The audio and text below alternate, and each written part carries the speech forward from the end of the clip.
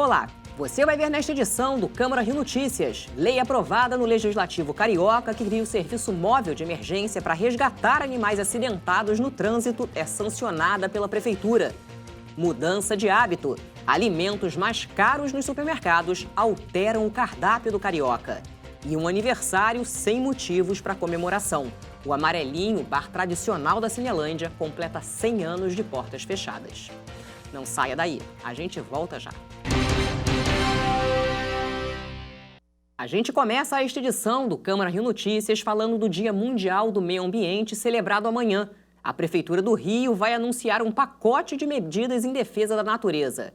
Nesta semana, a Câmara do Rio ganhou uma iluminação verde para comemorar a data. O repórter Renato Chapot conversou com Bernardo Egas, coordenador do Fórum Lixo Zero.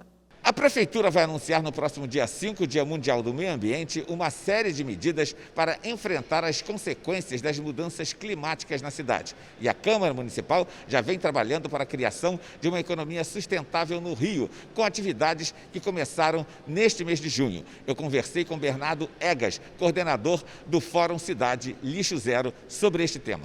O meio ambiente é a responsabilidade de todos e a Câmara também quer demonstrar esse apoio na pauta da sustentabilidade. São inúmeras iniciativas nessa legislatura, liderada pelo presidente Carlos Caiado, primeiro secretário Rafael Freitas e também a Comissão de Meio Ambiente. Fizemos um grande fórum sobre Cidade Lixo Zero. Na segunda-feira tem uma audiência pública também sobre o tema. Vem o presidente do Instituto Lixo Zero, está vindo de Florianópolis só para essa audiência pública. Fizemos a iluminação verde aqui no prédio da Câmara à noite também, mostrando esse comprometimento da Câmara com a pauta sustentável. Eu queria fazer um balanço do que já foi feito até agora, a partir do dia 1º de junho. Já fizemos esse grande fórum estadual, recebemos cidades com boas práticas ambientais aqui na Câmara, a Câmara sediando esse evento.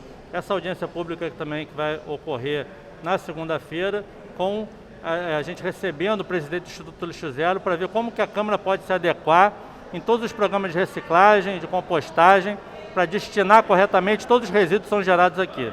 Queria discutir um pouquinho mais, aprofundar esse tema sobre essa audiência pública que vai acontecer na semana que vem. O Lixo Zero é um movimento mundial, já existem algumas cidades na Itália, por exemplo, que conseguem destinar mais de 90% dos resíduos corretamente, tirado o aterro. Isso é um movimento que está se espalhando e o Rio de Janeiro tem uma relevância muito grande para liderar esse movimento aqui no estado. Como é que vocês pretendem fazer isso chegar à população, né? Porque é preciso um processo de convencimento grande para grande parte da população. Acho que essa Casa de Leis tem um papel muito grande na conscientização, na educação e dando o exemplo, né? Aqui a nossa ideia é que a Câmara se transforme no primeiro prédio lixo zero do município do Rio de Janeiro. E acho que isso vai desencadear uma mudança também em outros prédios. O aumento dos preços de produtos da cesta básica provoca uma mudança nos hábitos alimentares do carioca. A carne e o feijão são apontados como vilões pelos consumidores. O repórter Sérgio Costa foi até um supermercado para ouvir a população que está buscando opções mais baratas para alimentação. A cena se repetia toda semana. Dilma entrava no supermercado e seguia direto para escolher as carnes que seriam compradas para o consumo da família. Hoje, ela olha os preços e vai para a seção, onde são vendidos os ovos. A carne você leva 3 bifinhos e paga R$32. E o ovo você leva 30 e paga R$12,90, R$13. Dilma não está sozinha nessa decisão. Muitos brasileiros estão buscando opções mais baratas. Nos últimos 2 meses, os supermercados registraram um aumento de 22% na venda de ovos. Cada brasileiro come, em média, por ano, 251 ovos, um recorde atingido no ano passado, um número que supera a média mundial, que é de 230 ovos. Um reflexo da alta dos preços da carne bovina, provocado pela redução de bois disponíveis para o abate, a demanda internacional aquecida e a chegada da entre-safra. Até o frango está se tornando um vilão da mesa do brasileiro. Ele também registrou um aumento de 5% no último mês. Nem mesmo os itens da cesta básica escaparam da alta dos preços. Óleo, carne, tudo aumentou praticamente. R$ 9,99 um quilo de feijão. Falei, gente, não é possível. A alimentação natural do povo, né, que é necessária, arroz, feijão, uma carnezinha. Não tem como comer mais. Em 15 capitais foi registrado o aumento do valor da cesta básica. O trabalhador que vive do salário mínimo comprometeu no mês passado, em média, 54% do valor para comprar alimentos básicos, como arroz, feijão e açúcar. Esses produtos são os produtos sem os quais as pessoas não sobrevivem. E nós estamos num ambiente de pandemia, uma taxa de desemprego muito elevada, as pessoas sem condições de terem algum tipo de reajuste nos seus rendimentos, o salário mínimo mal corrigido pela inflação e o preço dos alimentos subindo nesse compasso 2, 3 vezes mais do que os demais preços. José repassou o aumento dos alimentos para o consumidor. Ele sustenta a família vendendo tapiocas e crepes no Largo da Carioca e amarga um prejuízo de 60% nas vendas. Com a crise, José está adaptando o cardápio em casa da mulher e os 3 filhos. Você comprava carne de R$20, R$18, R$16. Hoje você se assusta quando você vai no mercado comprar 1 quilo de A100 por R$32. Então você não tem mais como levar essa carne para dentro da sua casa. Automático você tem que substituí-lo pelo ovo, pela salsicha, por alimentos mais baratos para poder levar e alimentar a sua família. O vereador Raimon, que é presidente da Frente Parlamentar de Segurança Alimentar e da Agricultura Carioca e membro da Frente Parlamentar contra a Fome e a Miséria no município do Rio de Janeiro, afirmou que é urgente discutir o tema, já que a fome atinge muitos brasileiros. 116 milhões de brasileiros não sabem se no dia seguinte terão alimento para colocar à mesa para manter suas famílias. Neste sentido, nós, homens e mulheres públicos, e de modo particular parlamentares da cidade do Rio de Janeiro com toda a sua complexidade, precisamos ter a nossa atenção voltada para a garantia dos direitos dos mais empobrecidos, para o combate à fome, à miséria e ao empobrecimento. E uma lei sancionada esta semana pela Prefeitura do Rio prevê que estabelecimentos como supermercados e farmácias sejam multados se não realizarem a higienização de cestas e carrinhos. Você já imaginou quantas pessoas entram e saem dos mercados todos os dias? De acordo com pesquisa feita pela Associação de Supermercados do Estado do Rio de Janeiro, por causa da pandemia da Covid-19, 84% dos consumidores estão procurando fazer as compras apenas uma vez ao mês. 10% vão 2 dias e 6% semanalmente. Uma outra preocupação que os consumidores precisam ter é em relação à limpeza dos carrinhos e das cestas. É importante evitar os enferrujados e descascados. A dona Cristina está atenta aos protocolos de higiene.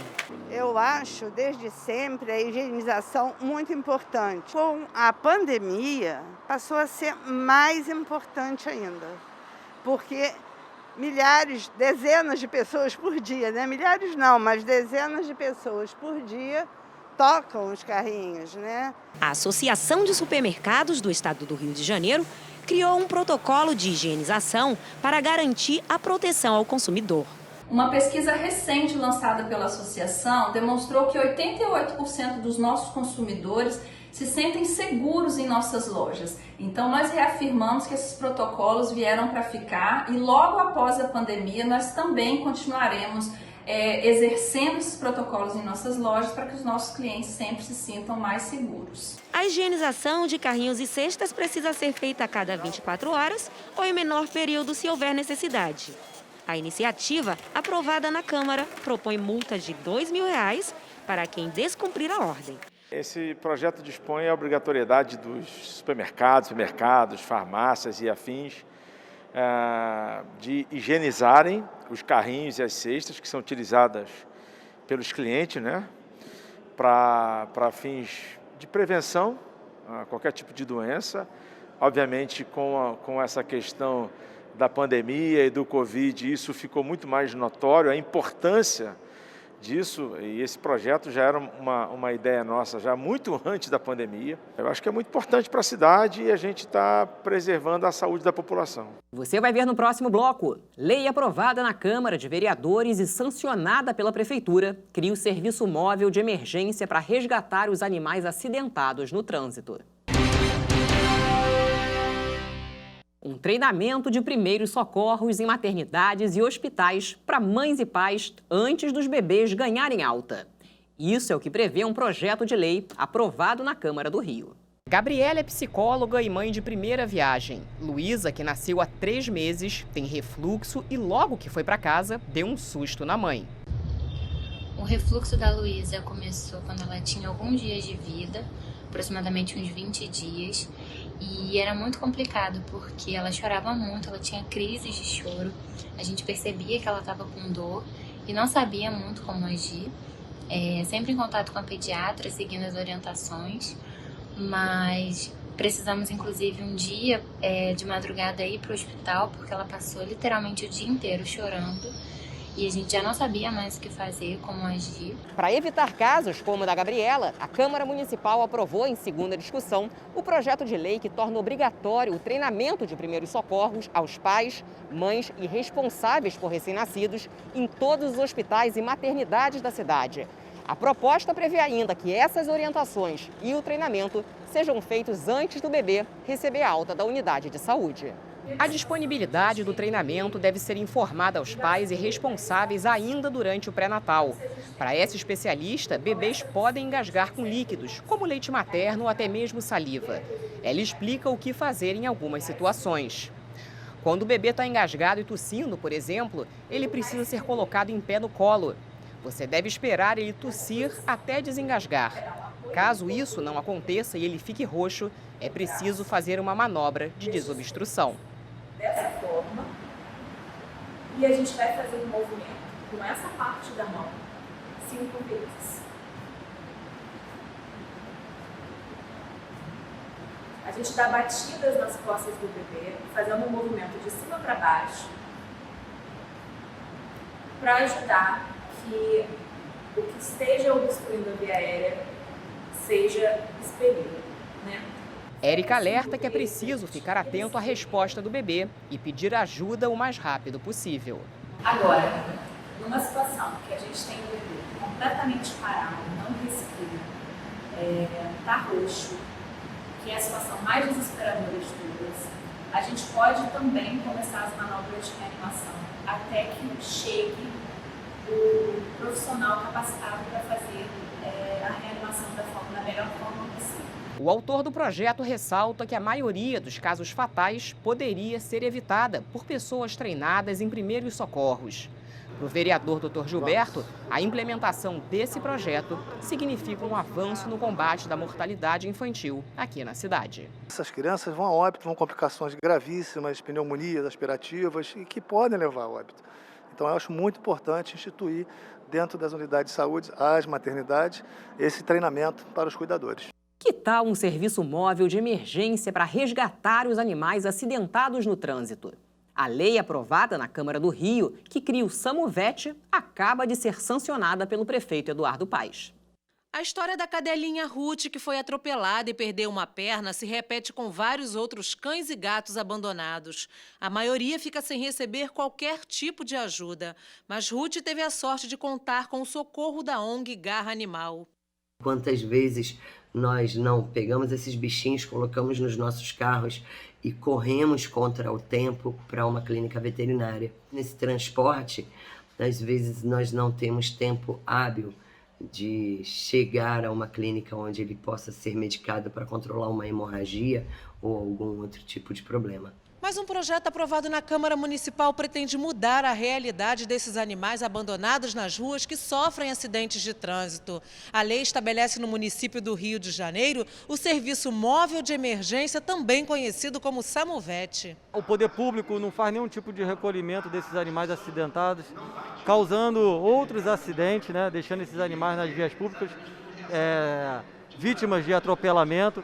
Então é fundamental que o poder público crie esse sistema de resgatar esses animais, né, e levar para o Hospital Jorge Washman para que ele possa receber o atendimento médico veterinário.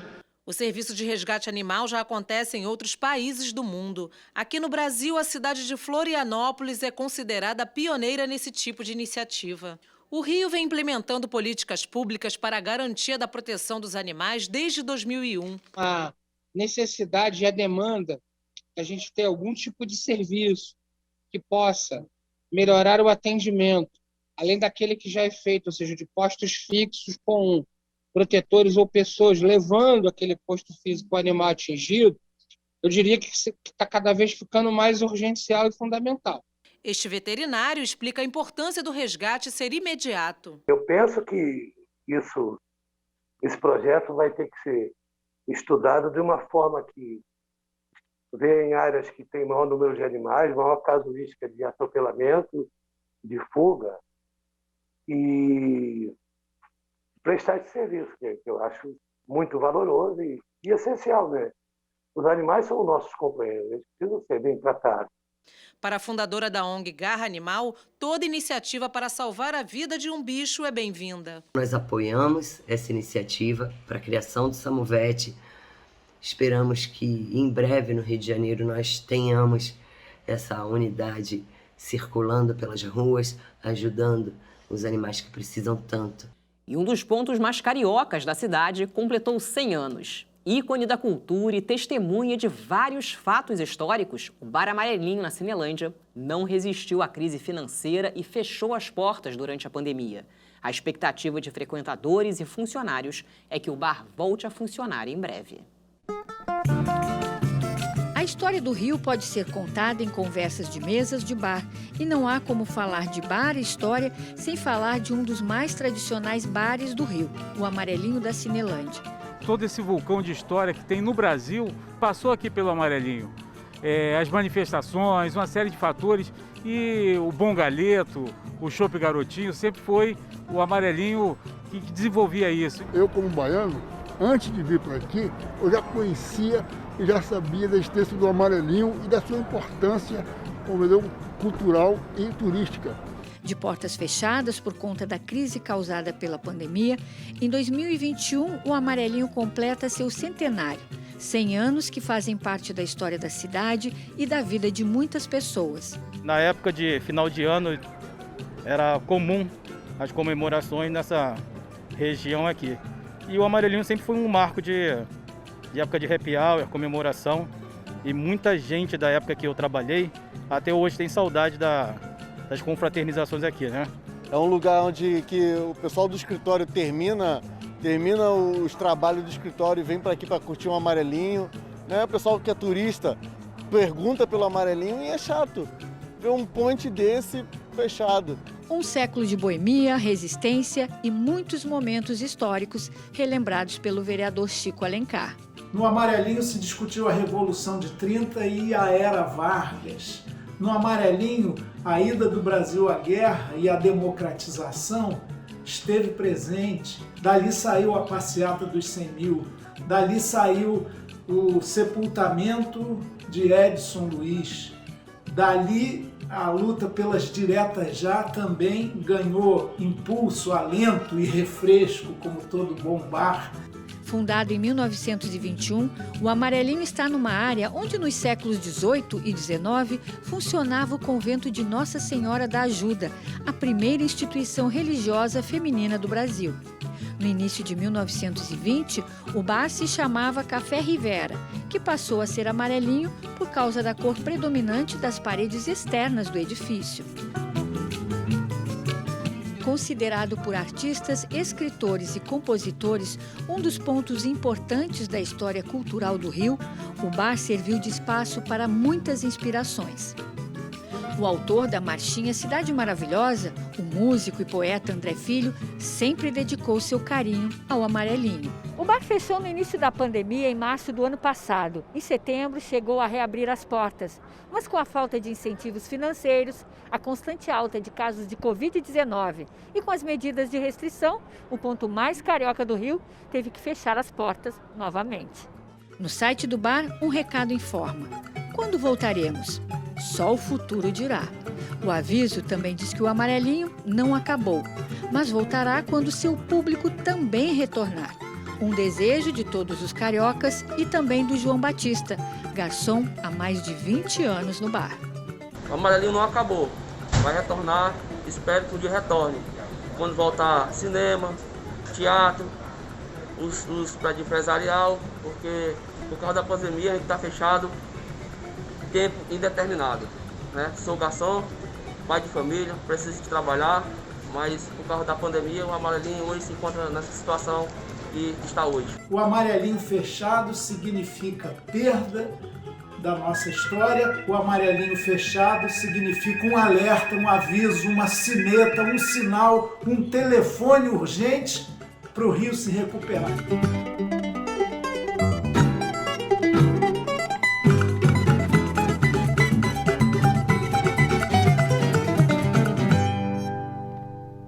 E o Câmara Rio Notícias de hoje fica por aqui. Acompanhe nossa programação em câmara.rio e também nas redes sociais. E antes de terminar esta edição, eu tenho um convite para você. Logo após do Câmara Rio Notícias, vem aí o resumo da semana em novo formato. Mais um programa na faixa das 8 da noite. Você não pode perder. Obrigada pela companhia. Até a próxima.